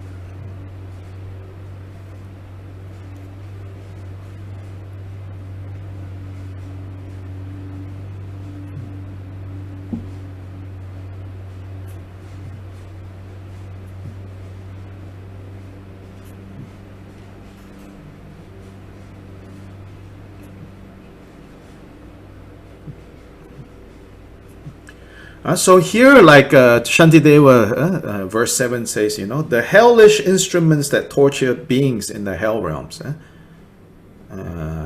Or rather, actually here, the hellish instruments that torture living beings. Who invented them from such intent? There, actually, he's talking about, all the terrible weapons that you see in this world. All the poison that you see in this world. Forget about hell. Where did they come from? They came from people's mind. In that sense, they come from the mind, as in people think of ways to destroy each other, so they create weapons. People think of ways to harm each other, so they create poison. And using that, he says, likewise in the same way, right? These instruments of torture, this burning iron ground, in the hell realms, they come as the result of mind. So the demon women, of course, that is assuming that you are attracted to women. If you are attracted to men, then, yeah, you are going to see demon men.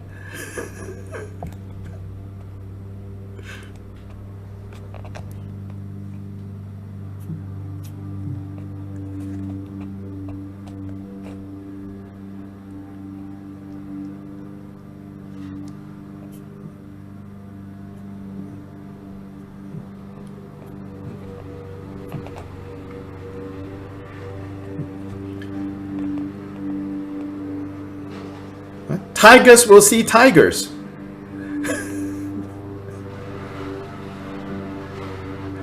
Rabbits will see salad bar.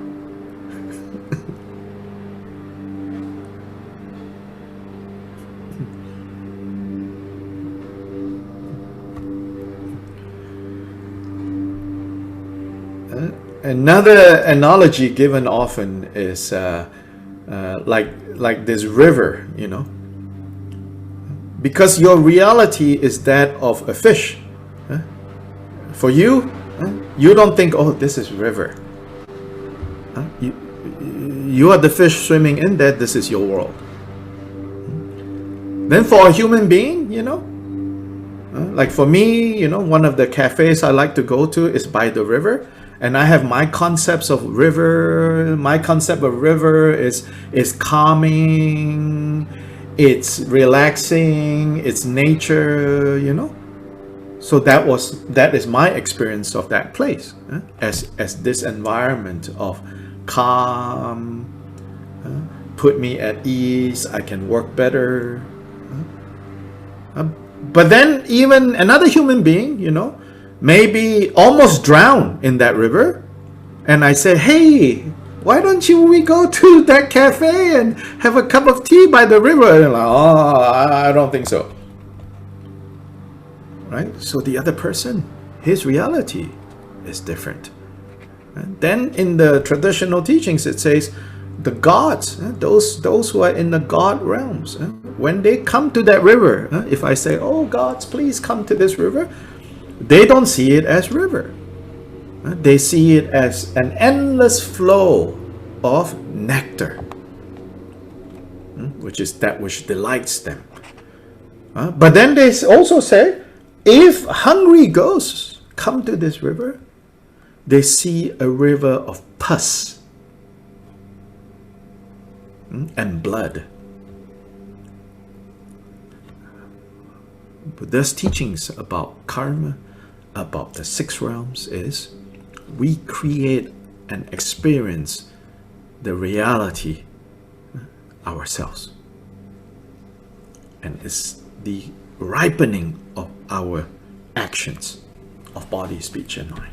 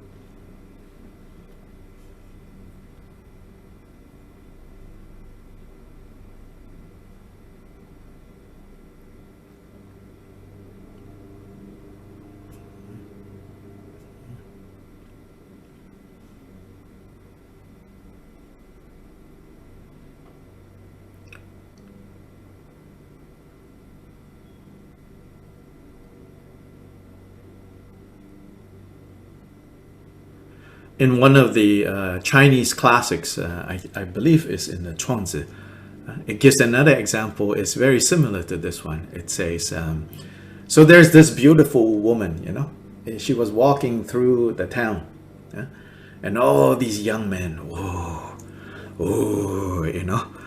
admiring her, and wanting her. She's so desirable, right? Then when she walked out of the town, and then when she went by this pond or this river, before she got there, there's fish coming up to the surface, by the riverbank, swimming happily. And then as she walked close, all the fish ran away because, this scary shadow is here. And so that was the reaction.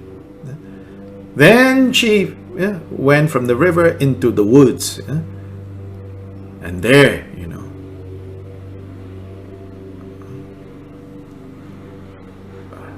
tigers looking at her. Ooh, very attractive. We like, So Chuangzi says, where did this come from? The first object of desire, she was an object of desire. There was an object of fear. And then she was an object of a different kind of desire. Where does that come from? Not from her. Where do the hell realms come from? Not from out there. Where do the God realms come from? Not from out there. From our own perception, which is determined by our own karmic conditioning.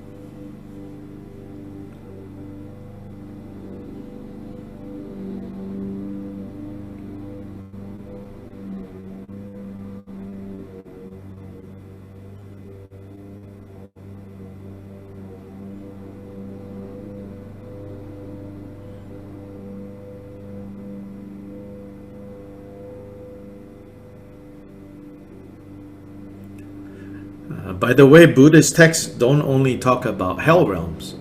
They don't only talk about like hells with fire. They also talk about cold hells. Hells that are so cold, you know, that they're hellish.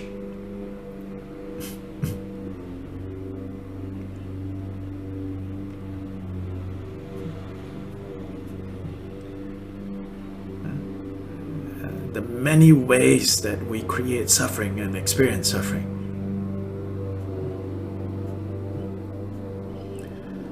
In fact, Western scholars and you know, people who look at religious texts from not a religious motivation, from a secular motivation, right? And my PhD is from that tradition, you know, looking at religion from a secular perspective. They have pointed out that if you look at the Buddhist texts, the oldest Buddhist texts only talk about hot hells, and the slightly later Buddhist texts begin to talk about cold hells. So from that they say, as Buddhism moved further north into colder places, then the notion of cold hells makes sense, you know. Otherwise, Buddhism started in more or less the central plains of India, you know, where the torment of heat is a very real thing for people. So to tell them that, oh, there's also cold hell, people are probably like, I want to go there.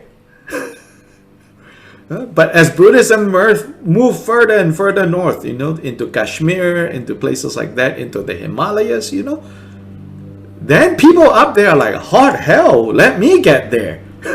Because it's so cold up here. So then we also see Buddhist teachers talking about cold hells. My point in saying this is that whether we say hell have fires, or demon women, or demon men, the point is, the hell realms is a place where, because of the reality of suffering that they have created, it is then experienced that way. So it comes from nowhere but our own actions of body, speech, and mind.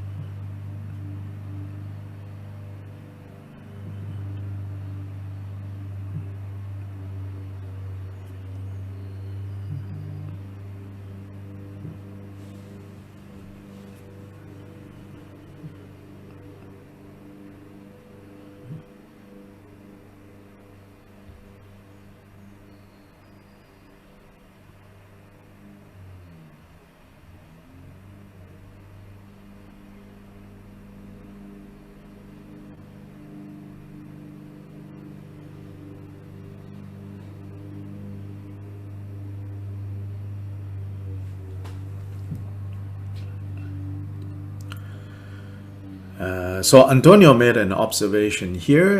It says, many times we hear only about introspection and mindfulness in the context of like seated meditation, in the formal, especially at the beginning. Yeah, so this observation is accurate. I think those terms often only turn up in the context of like people learning how to meditate, sitting on a cushion, how to discipline the mind. Here, Shantideva's teachings in Bodhicaryavatara, in many ways, it's directed not so much to that kind of sit down, lock yourself in a room kind of practice, or in a cave, but rather how to apply this in normal daily life. So in that way, this text, Shantideva, is very helpful for many of us.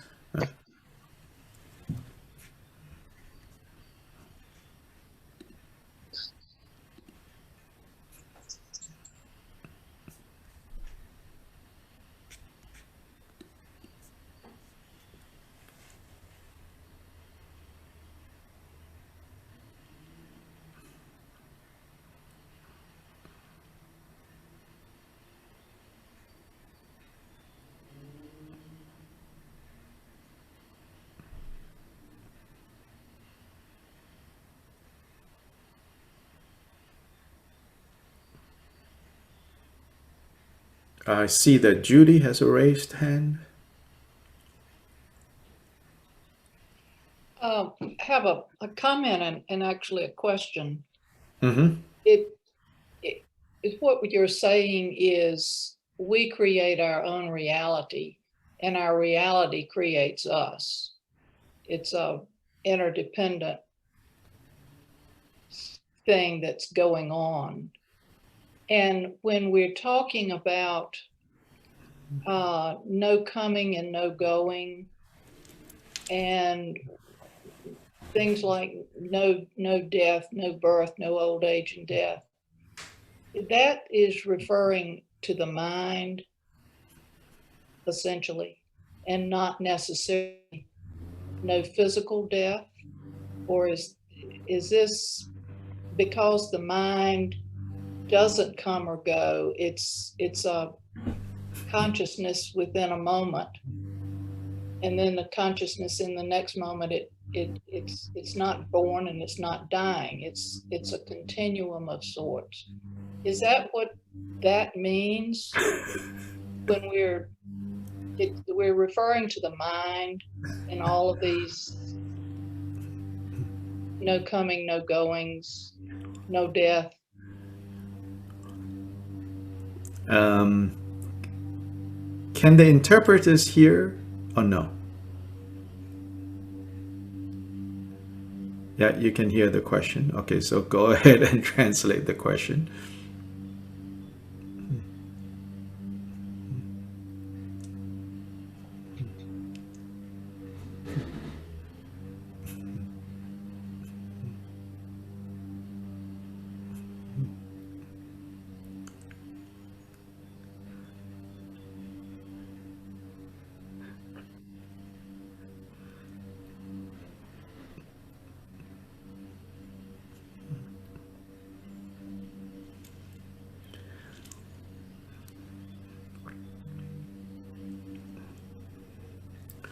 Teachings about no coming, no going, no birth, no death.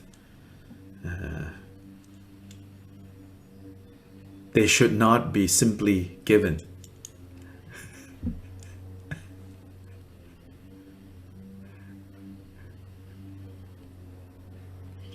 Unfortunately, they have been simply given.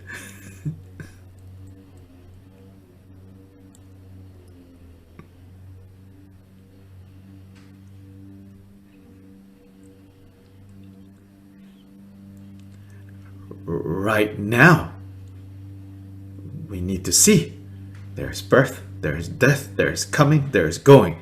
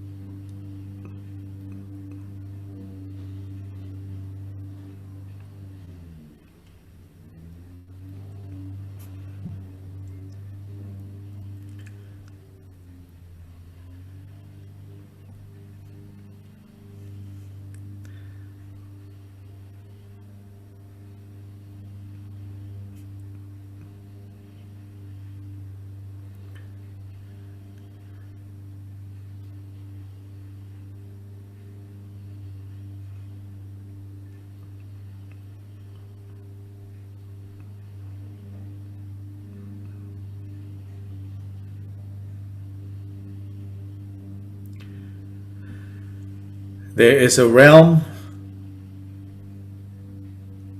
where, or there is a state of progress where we come directly to experience no coming, no going, no birth, no death. But unless that is experienced directly, then it's just, talk.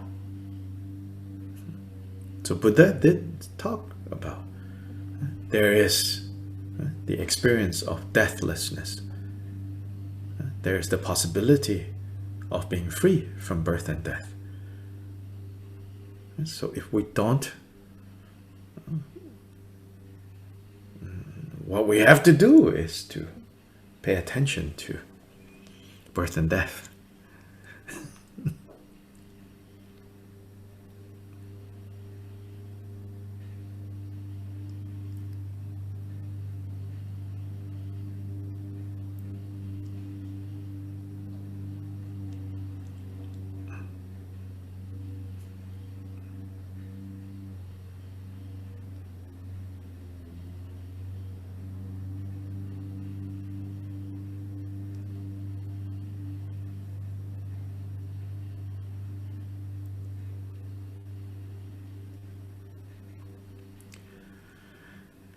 In chapter 9, under the topic of wisdom, Shantideva addresses some of these teachings.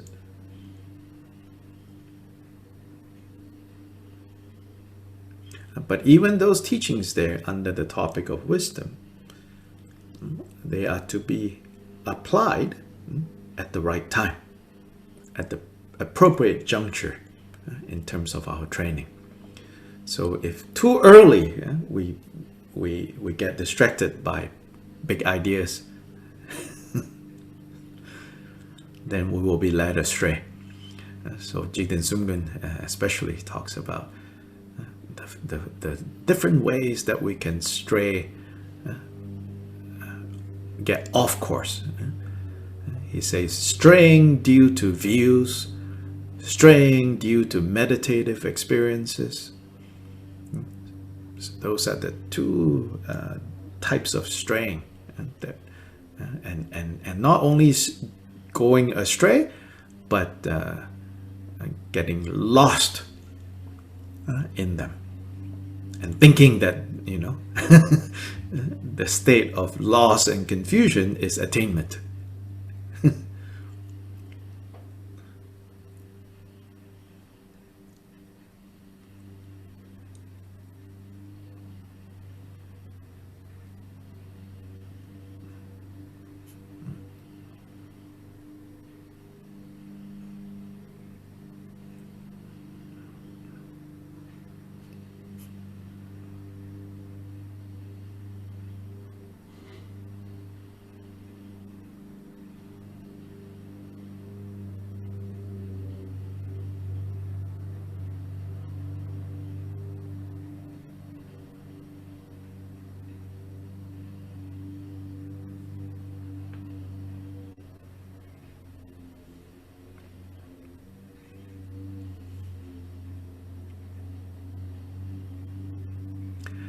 When someone is in the grips and fear of dying and death, and is dying,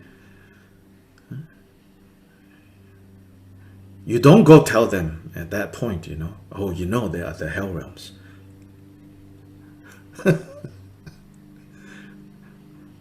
At that time, you tell them, remember love, remember kindness, remember compassion, remember joy. And then you tell them, there is no birth, there is no death. So that's applying the teachings at the right time and not straying.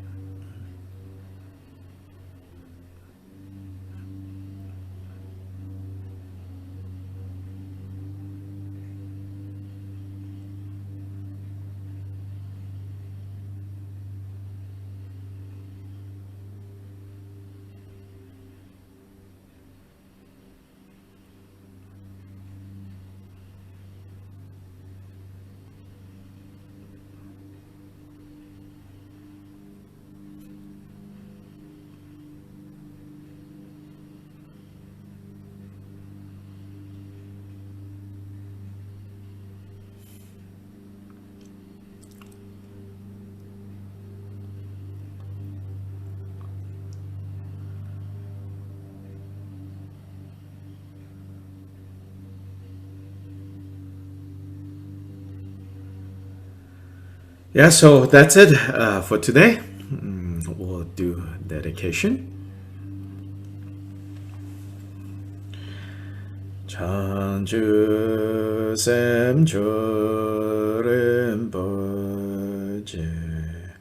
ma ge pa nam ge gyunche ge pa nyam pa me pa yang gong ne gong du pe war sho.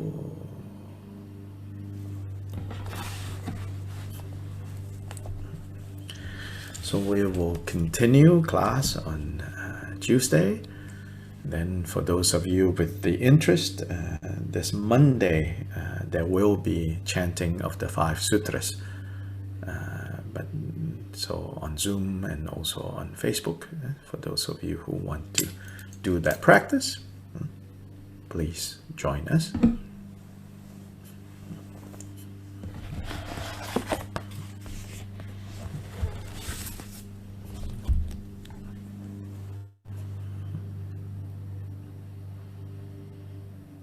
Thank you, Dr. Lai. Sure. Ta-ta, everybody. Have a good day. Thank you. Have a good evening. Thank you, Dr. Lee. Adios. Adiós.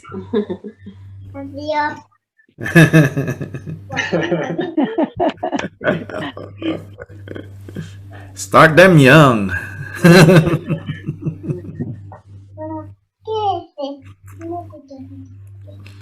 Hola. Hola, Diego, deja la cucharita. Ay, qué linda. No te dejo que vivas solo. Hola, preciosa.